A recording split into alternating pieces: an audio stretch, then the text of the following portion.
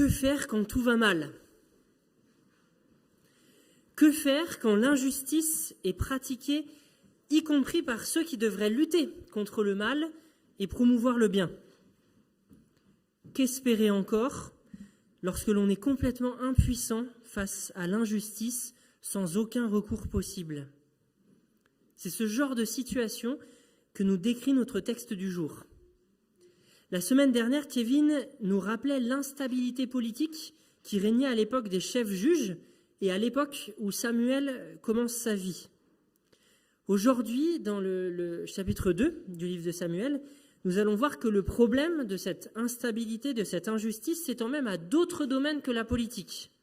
Et dans une telle situation où le mal s'étend partout, on ne sait même plus sur qui s'appuyer pour revenir à une situation de justice, on peut effectivement se demander ce qu'on peut encore espérer. Et on peut se demander, qu'est-ce que fait Dieu ? Où est Dieu ? Dieu s'est-il retiré pour laisser le mal prospérer à ce point ? Voit-il ce qu'il se passe ? Va-t-il intervenir ?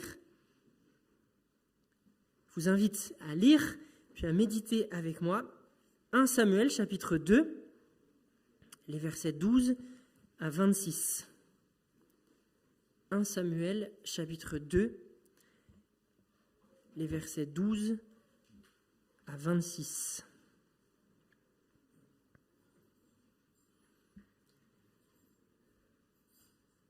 Les fils d'Éli étaient des vauriens qui ne se souciaient pas de l'Éternel. En effet, voici comment ils agissaient à l'égard du peuple.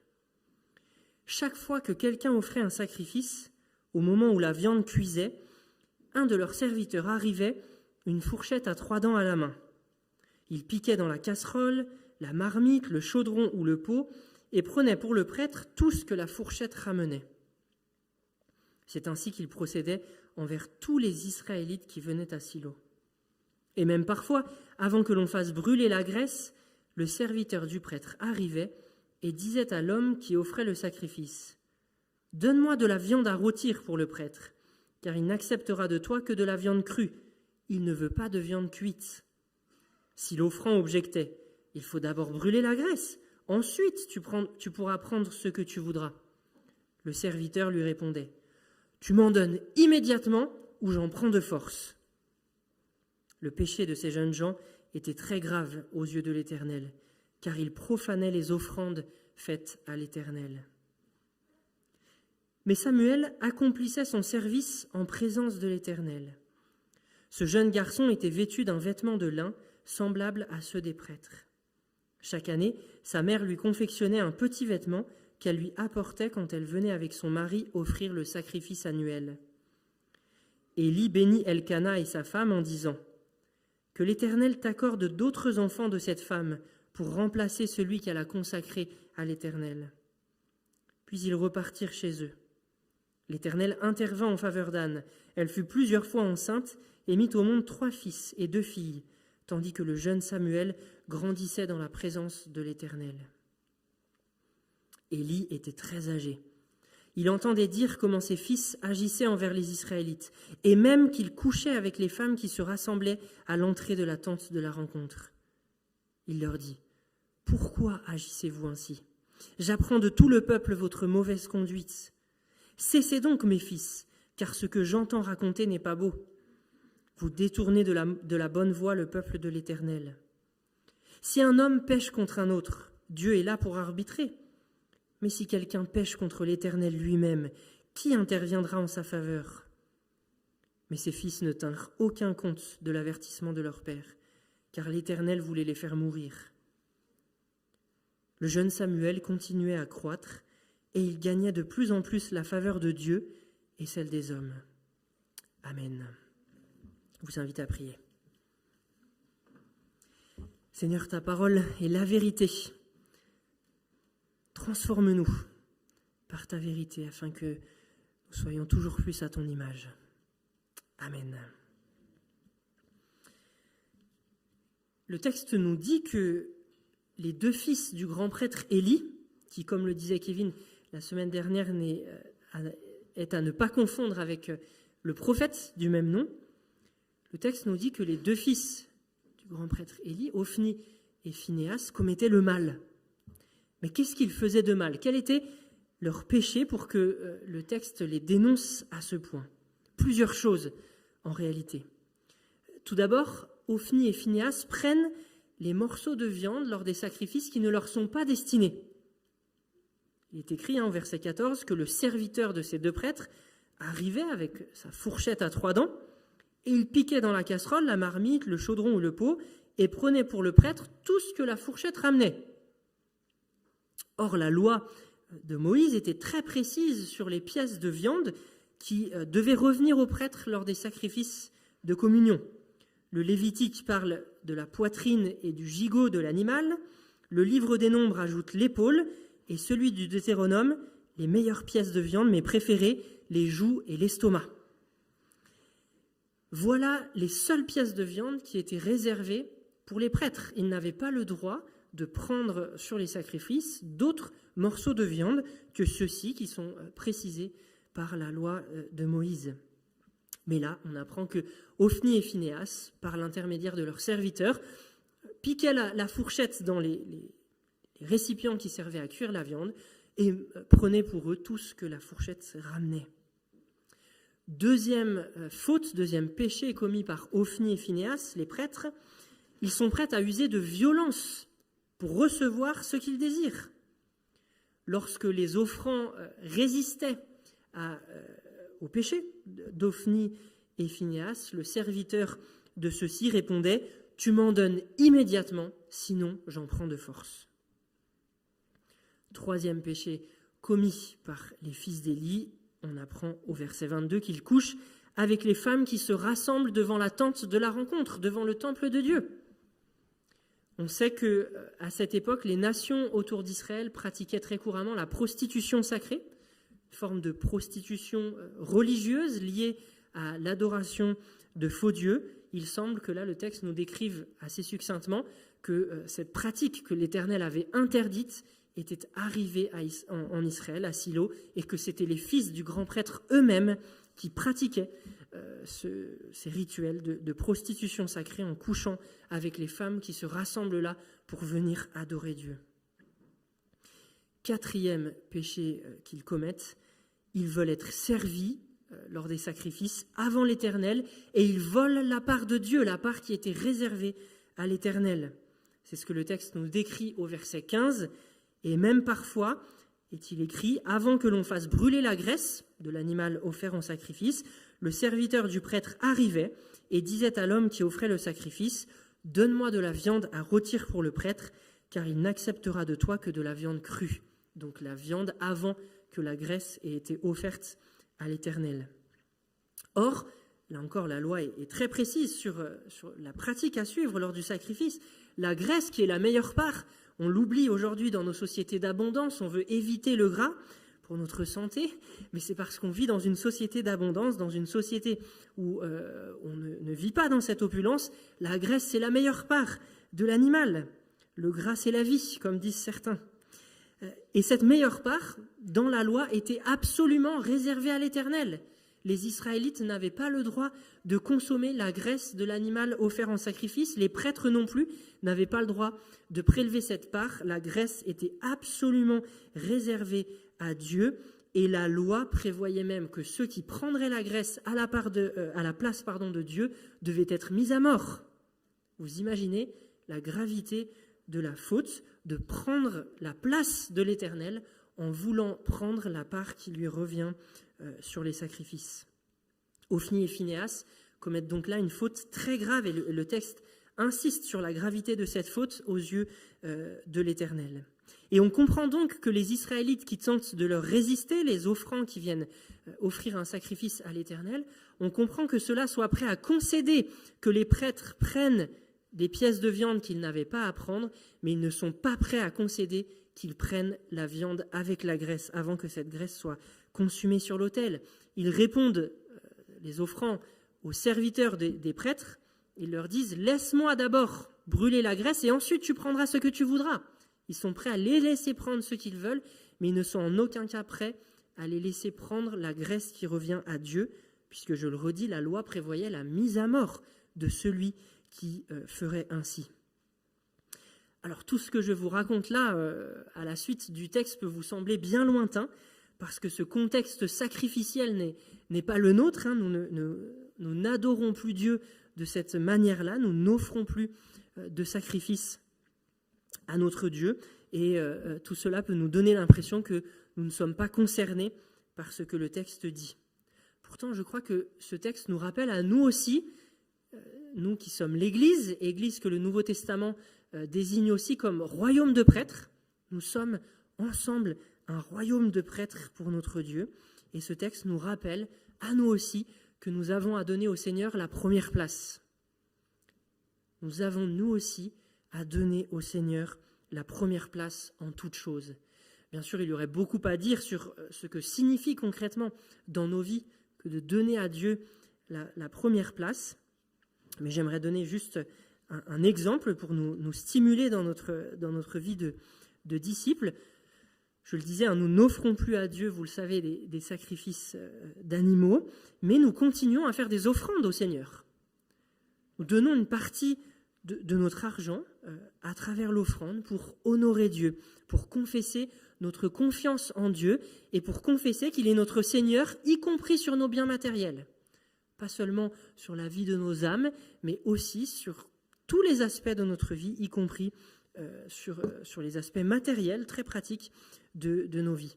Et que pourrait signifier de donner à Dieu la première place dans cette pratique de l'offrande que nous vivons encore aujourd'hui dans l'Église? Je crois qu'une manière de le faire, une manière de mettre Dieu à la première place dans nos offrandes, sur nos biens matériels, serait de décider ce que nous allons donner librement, puisque, je le rappelle, dans le Nouveau Testament ne fixe pas le montant de l'offrande. Dans l'Ancien Testament, c'était la dîme, 10%. Le Nouveau Testament laisse libre le montant à donner à l'offrande. Lorsque nous décidons ce que nous allons donner, de le faire au début du mois, après réception du salaire, plutôt qu'à la fin de mois, sur la base de ce qu'il reste, si il y a des restes dans notre budget. Voilà, je crois, une manière très pratique, très concrète, aujourd'hui pour nous, pour les offrandes que nous vivons nous, de donner à Dieu la première place et non pas la place des restes. Et dans notre texte, on l'a vu, Ophni et Phinéas font figure de contre-exemple. Ils se servent avant Dieu et lui laissent les restes. Il est très intéressant, je trouve ici, de noter que même si le thème majeur du premier livre de Samuel est le passage de la période des chefs juges à la période des rois, avec Saül et David, Kevin nous en parlait la semaine dernière, on voit dans ce texte que même le système sacerdotal, le système des prêtres, le système religieux, a lui aussi besoin d'être réformé en profondeur. Tout semble donc mal aller. La classe politique est instable et le système religieux complètement corrompu. Et j'en viens donc aux questions que je posais en introduction. Qu'espérer encore lorsque tout va mal?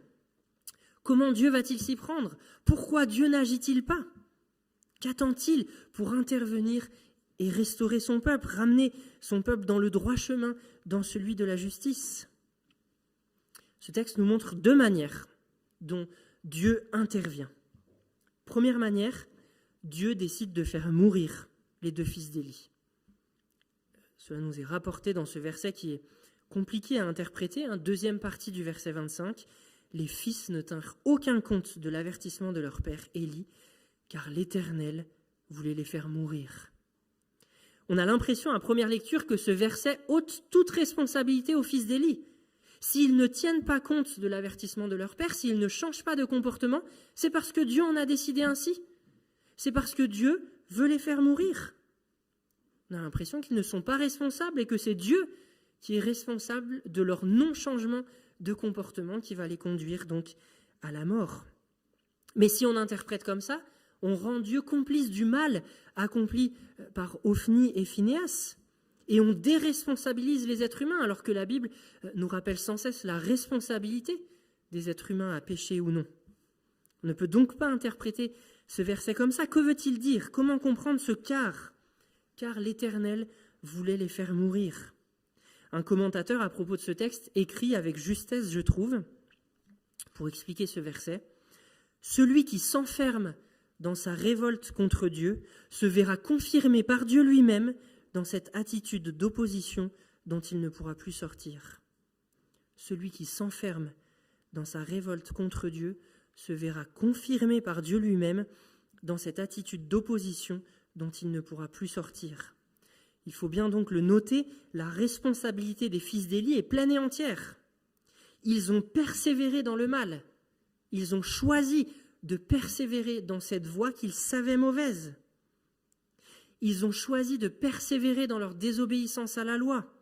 Ce sont des prêtres, ils sont censés enseigner la loi au peuple et donc la connaître. Ils savaient qu'ils accomplissaient le mal en couchant avec des femmes à l'entrée de la tente de la rencontre, en prenant la graisse des sacrifices à la place de l'Éternel. Ils ont persévéré à se moquer de Dieu dans leur pratique et leur gestion des sacrifices. Dieu ne fait que les enfoncer sur la route et le chemin qu'ils ont choisi et dans lequel ils ont persévéré. Aujourd'hui encore, et même si c'est un sujet délicat dont il faudrait continuer de réfléchir, je crois que ce texte nous présente là une bonne nouvelle en nous rappelant que Dieu peut intervenir dans des situations de perversité qui nous laissent totalement impuissants en retirant du pouvoir des hommes et des femmes qui exercent leur tyrannie sur les autres. Dieu ne laisse pas l'injustice et le mal se commettre indéfiniment. Deuxième manière dont ce texte nous montre l'action de Dieu dans une situation qui semble complètement verrouillée par l'injustice et le mal. Dieu suscite un enfant, Samuel, qui ramènera Israël vers l'Éternel, au moins pour un temps. Ce texte nous rappelle que Dieu choisit les choses faibles et insignifiantes aux yeux du monde pour accomplir son plan. Alors que les fils d'Élie ne connaissent pas l'Éternel, n'ont pas de relation personnelle avec Dieu, Samuel, lui, grandit alors qu'il n'est encore qu'un tout petit enfant, lui grandit dans la présence de l'Éternel. Alors qu'Ophni et Phinéas, les deux fils d'Élie, desservent l'Éternel dans leur gestion des sacrifices, Samuel, lui, est réellement au service de Dieu. Alors que les prêtres suscitent la colère de Dieu et entrent en conflit avec les Israélites en leur arrachant de force une part des sacrifices, le jeune Samuel, lui, nous dit le texte, gagne la faveur des hommes et de l'Éternel. Ce verset d'ailleurs, le jeune Samuel continuait à croître et il gagnait de plus en plus la faveur de Dieu et celle des hommes. Ce verset en évoque un autre du Nouveau Testament à propos de Jésus dans l'évangile de Luc, chapitre 2, verset 52. Le narrateur nous dit « Jésus grandissait et progressait en sagesse et il se rendait toujours plus agréable à Dieu et aux hommes. » Il y a là un parallèle qui est fait par le texte entre Samuel enfant et Jésus enfant. On retrouve d'ailleurs le même schéma narratif pour Samuel et pour Jésus. Le livre de Samuel, dans les 3 premiers chapitres, nous raconte la naissance, l'enfance, une partie de l'enfance en tout cas, et la vocation. Revenez dimanche prochain pour la vocation de Samuel. Et les évangiles, pas tous, mais l'évangile de Luc et celui de Matthieu également, suivent le même schéma pour nous parler de Jésus. Naissance, enfance, vocation. C'est d'autant plus marquant que les 2 autres personnages principaux du premier livre de Samuel, qui sont Saül et David, n'ont pas d'équivalent. On ne raconte pas, comme on le fait ici pour Samuel, puis pour Jésus dans le Nouveau Testament, la naissance, l'enfance et les vocations de Saül et de David. La manière dont les textes sont construits nous amène donc à voir en Samuel une préfiguration du Christ. Parce qu'en Jésus aussi, Dieu s'est fait faible. En Jésus, Dieu s'est rendu faible et vulnérable. Il est devenu un homme, non pas d'abord un homme adulte. Dieu le Fils n'est pas venu sur la terre à l'état d'homme adulte, mature, rempli de sagesse. Il s'est fait fœtus dans le ventre de Marie. Il est devenu un nourrisson, puis un petit enfant qui, comme Samuel, nous rappelle l'évangile de Luc, grandissait en sagesse. Et puis une fois devenu adulte, il a choisi une vie de prophète enseignant, une vie loin du confort des palais auxquels il aurait pu prétendre. Et enfin, au moment que Dieu avait fixé d'avance, Jésus a choisi d'offrir sa vie sur la croix pour vaincre le mal qui agit dans ce monde. Ainsi, face aux situations compliquées que l'on peut vivre, face aux injustices, Face au mal dans lequel certaines personnes persévèrent, ce texte, au-delà de ces difficultés que nous avons soulignées, ce texte est porteur d'une bonne nouvelle. Dieu ne s'est pas retiré du monde. Dieu n'est pas aveugle à la tyrannie exercée par quelques-uns. Dans sa sagesse, dans sa grâce, Dieu fixe des limites au mal qui se commet, même si c'est parfois plus tard que ce que l'on pourrait espérer. Nous pouvons donc nous attendre à lui. Nous pouvons compter sur lui. Avec cette promesse, l'injustice ne se commettra pas éternellement. De plus, même lorsqu'on le croit inactif, lorsqu'on ne le voit pas agir, Dieu agit d'une manière inattendue, parfois cachée, invisible. Il suscite ici un enfant qui lui est fidèle, Samuel, et qui restaurera le peuple d'Israël. Bien des siècles plus tard, il se fera lui-même enfant pour le salut du monde. Dieu décide bien souvent d'agir à travers les choses insignifiantes aux yeux du monde, à travers les choses faibles, les choses folles aux yeux du monde. Et ce qui est beau, c'est que ce phénomène où Dieu manifeste sa puissance à travers les choses faibles pour l'humanité, ce phénomène se poursuit dans l'Église. Pour anticiper la nouvelle création, pour répandre sa lumière, sa bonne nouvelle dans le monde, Dieu ne s'est pas choisi un peuple de dirigeants politiques, bien qu'il y ait des dirigeants politiques en son sein. Dieu n'a pas choisi un peuple de hauts fonctionnaires, bien qu'il y ait des hauts fonctionnaires en son sein. Dieu n'a pas choisi un peuple de grands patrons d'entreprise, bien qu'il y ait des grands patrons d'entreprise en son sein. Non, Dieu s'est choisi un peuple composé de gens de toute classe sociale.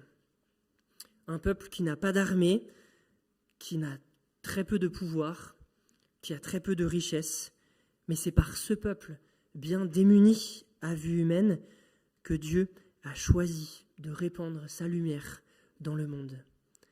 C'est par ce peuple, bien faible aux yeux des êtres humains, que Dieu a choisi de commencer une nouvelle création dans cette terre où le mal continue pour le moment de se répandre. Je vous invite à quelques instants de silence pour recevoir les paroles qui ont été partagées et je terminerai par la prière.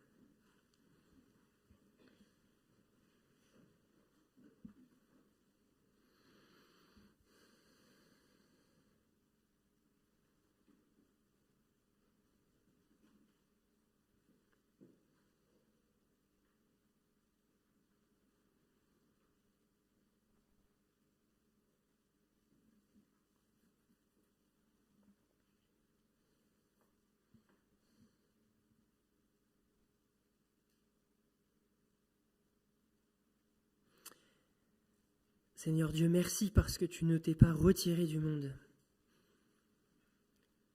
Merci parce que tu agis dans ce monde, même lorsque nous ne le voyons pas, même lorsque nous ne le comprenons pas.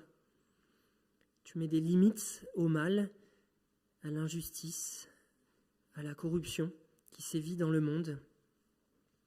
Tu retires, au temps où tu l'as décidé, les hommes et les femmes qui tyrannisent leur peuple, qui tyrannisent les nations. Et nous pouvons nous attendre à toi, même si le temps nous paraît parfois long. Merci Seigneur parce que tu agis dans ce monde en choisissant des choses faibles et insignifiantes pour transformer le monde. Merci Seigneur parce que tu t'es fait homme, tu es venu marcher parmi nous, tu es devenu un enfant pour transformer l'humanité. Le plus grand bouleversement de notre histoire, c'est toi qui es devenu un enfant, vulnérable, faible, connaissant la fatigue, la faim, le stress, la mort, une des morts les plus ignobles de l'histoire de l'humanité, la mort à la croix, pour le salut du monde, pour vaincre le mal par ta mort et ta résurrection. Merci parce que tu es un Dieu agissant, qui déploie ta puissance dans ce qui semble faible et fou aux yeux du monde. Merci parce que tu nous as choisis et que, malgré notre faiblesse, nous sommes là pour prier pour ce monde, pour témoigner de ton évangile. Merci Seigneur pour ta sagesse. Amen.